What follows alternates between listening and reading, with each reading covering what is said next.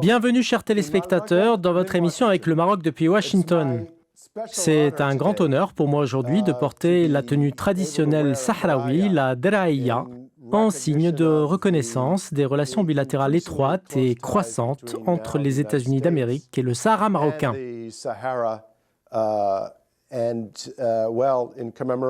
Je suis très heureux de partager cette merveilleuse expérience avec le peuple marocain et la population du Sahara marocain. Au début de ce mois, David Schenker, le secrétaire d'État américain adjoint en charge des questions du Proche-Orient et de l'Afrique du Nord, a conduit une délégation officielle qui s'est rendue en Algérie et au Maroc.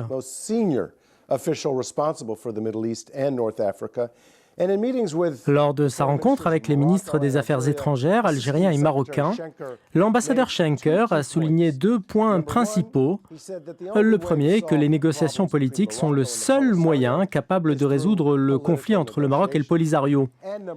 Quant au second point, David Schenker a souligné que la position américaine estime que l'initiative marocaine pour l'autonomie du Sahara est la seule base crédible et réaliste de négociations politiques.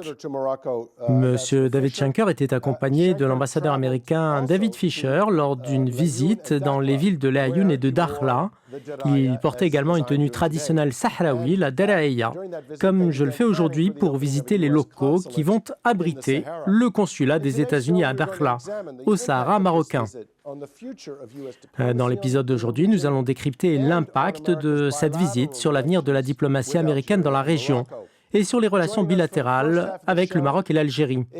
Pour débattre de cette question et faire le point sur ce dossier, j'ai le plaisir d'accueillir un ancien diplomate américain qui connaît bien la région, avec nous l'ambassadeur Gordon Gray, qui est chargé de recherche au Center for American Progress, l'un des principaux centres de recherche de Washington, D.C. Il y a travaillé pendant 30 ans en tant que diplomate et a été ambassadeur des États-Unis en Tunisie entre 2009 et 2012. De 2005 à 2009, il a travaillé comme sous-secrétaire d'État adjoint en charge des questions du Proche-Orient. Il a également été chef adjoint de la mission diplomatique en Égypte de 2002 à 2005. Avant de travailler auprès du département d'État américain, l'ambassadeur Gray était un membre des corps de la paix au Maroc. Je vous souhaite la bienvenue, Monsieur Gordon Gray, mais avant d'entamer la discussion avec vous, on va d'abord rejoindre la correspondante de l'émission, Adèle Nazarian, qui couvre les activités du département d'État des États-Unis. À ce titre, elle a suivi la visite de l'ambassadeur Schenker au Maroc et en Algérie. Alors Adèle, parlez-nous de cette question. Bonjour Adam et merci infiniment. L'ambassadeur américain au Maroc, David Fisher, s'est rendu le dimanche 10 janvier à Dakhla et a assisté aux cérémonies des premières étapes de l'ouverture du consulat américain au Sahara marocain. Il était accompagné du chef de la diplomatie américaine, David Schenker. Ce dernier a déclaré, je cite, « J'ai rencontré le ministre des Affaires étrangères, Nasser Bourita, pour discuter des objectifs communs de nos relations et des développements récents. Du fond du cœur, je déclare que les relations entre le Maroc et les États-Unis sont plus fortes que jamais et nos meilleures années sont devant nous, a-t-il dit. Le responsable américain a poursuivi en disant que cette amélioration des relations avait été obtenue grâce aux efforts et à l'engagement de Sa Majesté, le roi Mohammed VI, de son leadership et de son soutien aux questions d'intérêt commun telles que la paix au Moyen-Orient et la croissance en Afrique. Il s'agit de développement positif. Retour à vous, Adam. Merci Adèle. Je me tourne à présent vers l'analyste de l'émission, Gidi Gordon. Gigi, comme nous le savons tous, la cérémonie d'investiture du président élu Joe Biden a eu lieu le mercredi 20 janvier. Dans cette perspective, Anthony Blinken, le diplomate en chef de Joe Biden, a rencontré le secrétaire d'État sortant, Mike Pompeo, et il semble que la discussion n'ait pas été des plus chaleureuses. Nous savons également que Joe Biden a parlé en détail de plusieurs questions politiques spécifiques.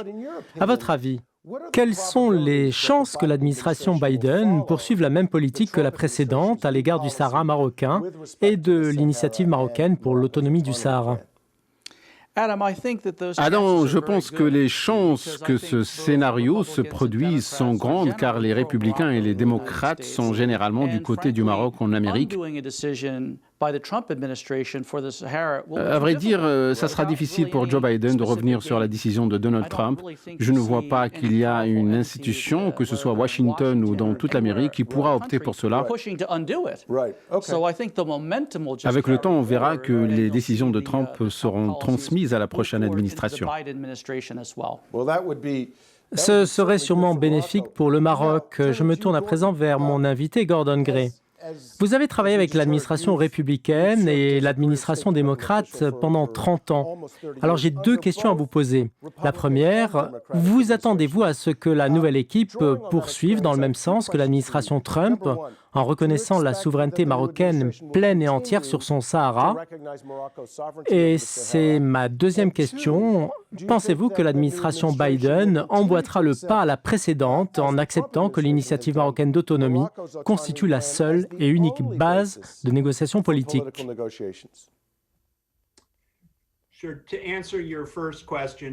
Pour répondre à votre première question, Adam, je suis d'accord avec J.D. Gordon, à savoir que l'élan continuera et que l'administration du président élu, Joe Biden, ne reviendra pas sur la décision de Donald Trump quant à la reconnaissance américaine de la souveraineté du Maroc sur son Sahara.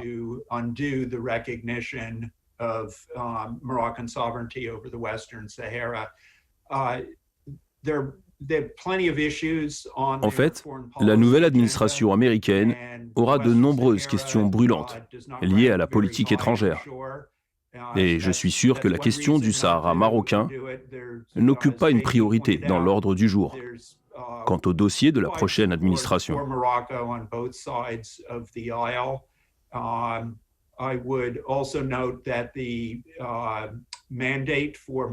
D'ailleurs, c'est une autre raison de croire que la nouvelle administration ne reviendra pas sur la décision du président Trump. Comme l'a indiqué J.D., le Royaume du Maroc bénéficie d'un large soutien tant des démocrates que des républicains. De plus, le mandat annuel de la mission des Nations Unies de maintien de la paix au Sahara marocain ne se terminera qu'à la fin du mois d'octobre prochain. De ce fait, il ne sera donc pas nécessaire de prendre une décision rapide. Enfin, l'initiative d'autonomie marocaine sur le Sahara est une solution crédible, sérieuse et constitue une meilleure base de négociation politique.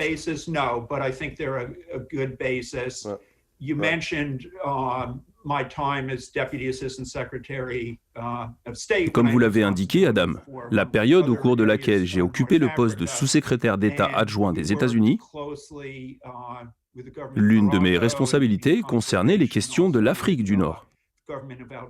Et nous avons travaillé en étroite collaboration avec le gouvernement marocain et le gouvernement algérien.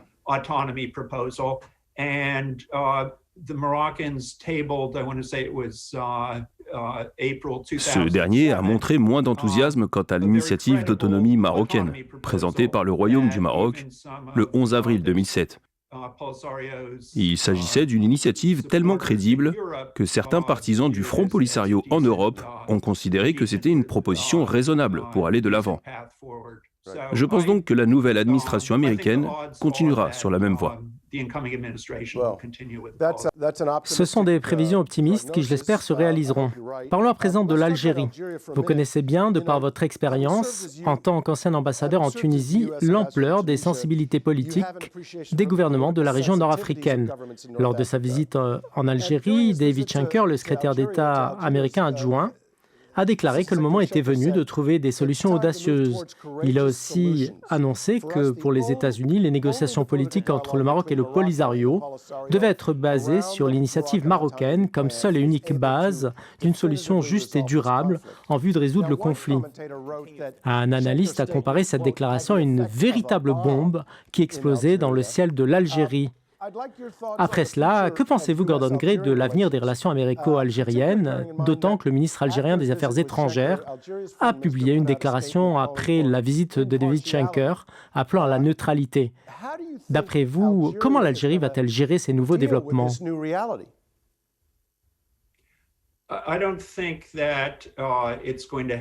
Je ne pense pas que cela aura un effet négatif sur les relations bilatérales entre les États-Unis et l'Algérie. Et je n'essaye pas d'enduire la réaction algérienne de sucre.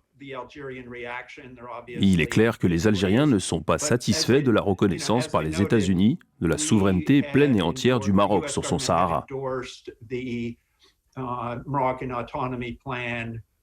Mais le gouvernement américain a toujours soutenu l'initiative d'autonomie proposée par le Royaume depuis avril 2007.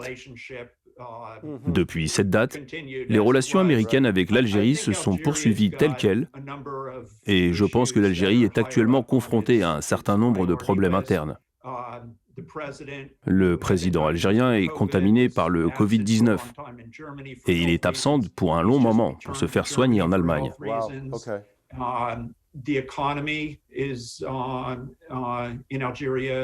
Il y est même revenu pour la même raison, tout comme l'économie algérienne qui souffre toujours à cause de la chute des prix du pétrole. De plus, lorsque la menace de la pandémie actuelle disparaîtra, il est raisonnable de s'attendre à ce que les manifestations de masse du mouvement de contestation algérien, auxquelles nous avons assisté en 2019, reviennent. Ces manifestations ne disparaîtront pas en raison des souffrances du peuple algérien.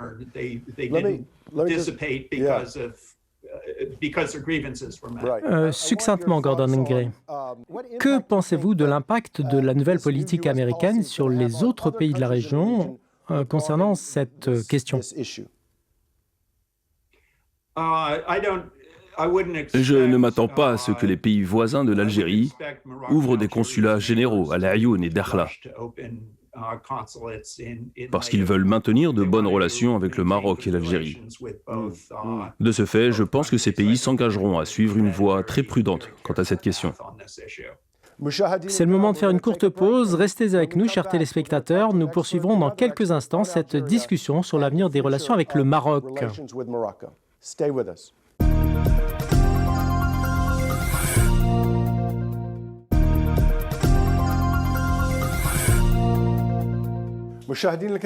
Chers téléspectateurs, nous voilà de retour pour la suite de votre émission avec le Maroc depuis Washington. Aujourd'hui, nous discutons des derniers développements de la question du Sahara marocain à la lumière de la visite du secrétaire d'État adjoint américain dans la région.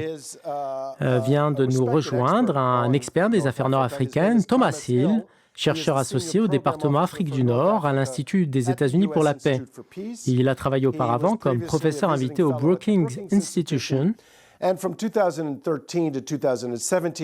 Il était également entre 2013 et 2017 expert au département des affaires nord-africaines de la Commission des affaires étrangères à la Chambre des représentants. Et avant cela, il a été diplomate, spécialiste du Moyen-Orient pendant 10 ans. Bienvenue à vous, Thomas Hill. À votre avis, comment la nouvelle politique américaine sur la question du Sahara marocain affectera-t-elle l'Algérie? En fait, un analyste algérien a commenté ainsi la visite du secrétaire d'État américain adjoint David Schenker. Je le cite. Ce que Schenker a dit est entré par une oreille et sorti par l'autre. Fin de citation. Alors vous attendez-vous à des changements dans la diplomatie algérienne quant au Sahara marocain? D'une manière précise, comment croyez-vous que le gouvernement algérien va réagir à moyen et long terme suite aux développements dont nous avons été témoins au cours de ces 2 derniers mois? Il est clair que l'Algérie entretient des relations étranges avec les États-Unis. L'Algérie se comporte avec une certaine méfiance vis-à-vis des parties étrangères, notamment les États-Unis et la France. Les États-Unis tentent depuis de nombreuses années de développer de bonnes relations avec l'Algérie, mais aucun progrès significatif n'a vu le jour. Les derniers développements au Sahara marocain ralentiront certainement les efforts américains pour améliorer les relations avec l'Algérie. En octobre dernier, le secrétaire américain à la Défense, Mark Esper, s'est rendu en Algérie pour discuter des sujets de la coopération régionale.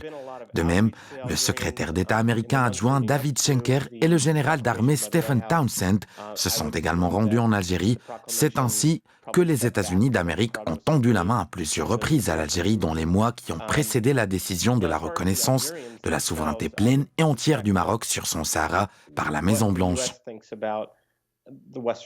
Je pense que cette décision américaine a été un revers pour tout progrès escompté de ces visites lors des pourparlers avec l'Algérie. En fait, la reconnaissance des États-Unis de la souveraineté du Maroc sur son Sahara confirme les soupçons de l'Algérie qui reposent largement sur la théorie du complot. L'Algérie estime qu'il y a une tentative occidentale pour saper son indépendance et sa souveraineté. Par conséquent, la reconnaissance américaine apparaîtra du point de vue des dirigeants algériens comme si les États-Unis travaillent contre les intérêts de l'Algérie. De même, le peuple algérien se méfie des intentions américaines dans la région et voit que cette reconnaissance américaine confirme ses doutes. Je ne m'attends pas à un changement de la politique étrangère de l'Algérie en raison de la reconnaissance américaine, car l'Algérie poursuivra la même approche étrange en adoptant le comportement des mystérieux anciens Mamelouks, tout en critiquant fortement le comportement des autres parties du Sahara marocain. Vous avez évoqué les voisins et les parties tierces. Parlons à présent du Polisario. Maintenant, que peut-il faire après avoir choisi de violer l'accord de cessez-le-feu qui était en vigueur depuis 1991? Pensez-vous qu'il optera pour la guerre et dans quelle mesure?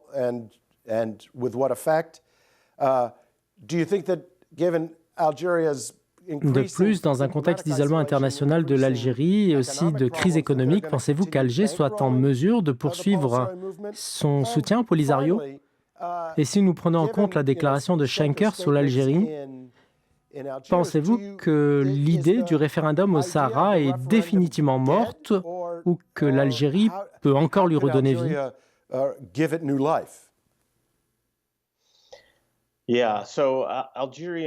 Écoutez, il est fort probable que l'Algérie continuera à soutenir le Front Polisario, car je n'imagine pas que le financement algérien des camps de Tindouf coûte cher, puisqu'il s'agit d'une zone souffrant d'une extrême pauvreté. D'ailleurs, l'une des critiques adressées au gouvernement algérien est qu'il a continué à maintenir les habitants des camps de Tindouf dans un état déplorable. Il a continué à les maintenir dans cet état afin d'exploiter cette situation en tant qu'outil politique pour pousser les parties extérieures à s'engager dans le traitement de la question du Sahara marocain. Alors que si ces habitants étaient dans une meilleure situation économique, les parties internationales remettraient en question la raison de l'engagement algérien au sujet du Sahara marocain.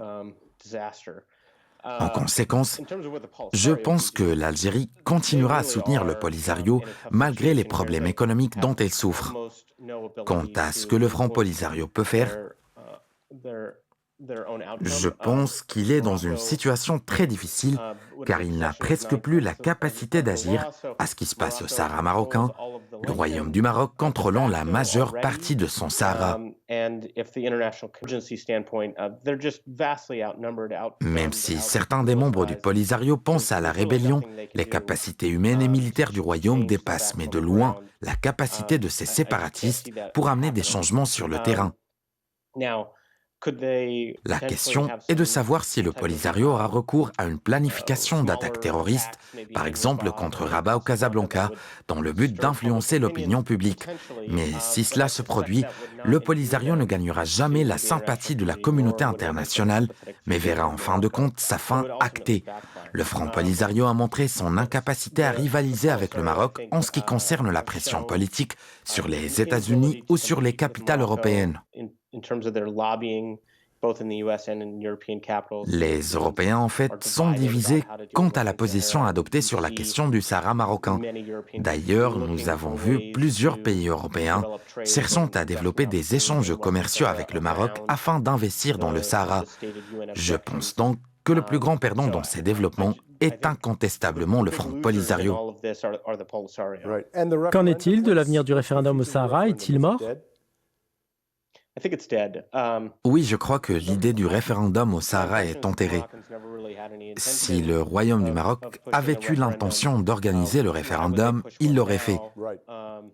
Par contre, le Royaume a réussi à attirer tous les partis vers sa position. Il sera avantageux que la France et l'Espagne annoncent une décision similaire à celle adoptée par les États-Unis pour soutenir la position du Maroc. Mais même en l'absence de ce soutien à la reconnaissance américaine, le Maroc estime maintenant qu'il a le pouvoir de faire progresser la région du Sahara en tant que partie intégrante du territoire marocain. Quant à l'Algérie, pensez-vous que les États-Unis ont perdu de leur influence sur ce régime à cause de leurs récentes décisions sur la question du Sahara marocain? Et vous avez également évoqué le sujet du peuple algérien. Je pense qu'il est intéressant de connaître votre avis sur la manière dont celui-ci appréhende ces développements. S'en préoccupe-t-il vraiment ou s'inquiète-t-il plutôt des problèmes de politique interne? Permettez-moi donc de commencer par votre dernier point. Je pense que le peuple algérien est complètement préoccupé aujourd'hui par ses problèmes internes et non par la question du Sahara marocain que le régime algérien a constamment utilisé comme un outil politique pour détourner l'attention des Algériens des problèmes locaux. Mais je crois absolument que la question du Sahara n'est pas du tout une question vitale pour la sécurité nationale pour l'Algérie en tant qu'État ou en tant que peuple, mais c'est plutôt un outil pour évacuer la colère. Cela ne veut pas dire que ce n'est pas un problème qui suscite de l'intérêt en Algérie, mais cela n'affecte pas la vie quotidienne du peuple algérien. De nos jours, l'État algérien traverse une phase de confusion politique et nous avons vu au cours de l'année 2019 une déclaration de l'ancien chef du Front de libération nationale en Algérie, Ammar Saadani, dans laquelle il disait ce qui suit. Le Sahara marocain est rien d'autre. Fin de citation. Cette déclaration incitait certains à penser que l'élite dirigeante en Algérie pourrait abandonner définitivement ce sujet du Sahara marocain et se concentrer sur d'autres questions plus importantes. C'est vrai que nous n'avons vu aucune déclaration similaire depuis la déclaration de Saadani, mais cela montrait la possibilité d'une fissure dans l'élite dirigeante concernant la question du Sahara marocain. Il semble qu'il y ait une prise de conscience de la nécessité de se concentrer sur l'organisation des affaires internes en Algérie avant de se lancer dans des aventures hors de leurs frontières, à un moment où il n'y a, semble-t-il, aucun bénéfice pour l'Algérie à s'engager sur la question du Sahara. À présent, Jidi, en quelques mots, s'il vous plaît, quelle importance l'ouverture d'un consulat américain à Dakhla revêt-elle et comment cela contribuera-t-il au développement de la région et de la population du Sahara? Adam, je pense que cette décision d'ouverture de ce consulat est très importante car elle encouragera les investissements dans la région. Nous verrons les investisseurs américains affluer vers le Sahara et nous savons qu'il y a de grandes opportunités et que d'autres pays suivront la même démarche. Chers téléspectateurs, ce sera donc la conclusion de notre discussion avec l'ambassadeur Gordon Gray et Thomas Hill. Nous avons vu que les choses vont clairement dans le sens de l'intérêt du Maroc et de ses efforts considérables pour développer son Sahara. De même, la visite de l'ambassadeur Fisher et de l'ambassadeur Schenker à Dakhla et à Laayoune a imprimé un élan à ses espoirs. Nous verrons certainement l'administration Biden visiter également le Sahara. Je remercie donc mes deux invités, l'ambassadeur Gordon Gray et Thomas Hill. Je remercie également Jidi et Adel. Merci à vous de nous suivre et à très bientôt. And we look forward to having you back on our next show. Ila liqa.